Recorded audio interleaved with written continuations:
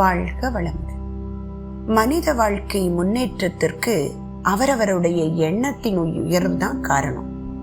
வள்ளுவர் சொன்னார் இல்லையா, வெள்ளத்தனைய மலர் நீட்டம் மாந்தர்தம் உள்ளத்தனையது உயர்வு. அப்படிப்பட்ட எண்ணத்தை உயர்வை தரக்கூடிய வகையில் எப்படி மாற்றி அமைத்துக் கொள்வது? எண்ணத்தை அடக்க முடியுமா? அடக்கினால் என்ன நடக்கும்? எண்ணத்தை எப்படி சரிப்படுத்திக் கொள்வது? அருட்தந்தை அவர்கள் கூறக்கூடிய வழி நினைவு. அதாவது எண்ணம் அதை அடக்க நினைத்தால் நிலையாது, அறிய நினைத்தால் நினைக்கும்.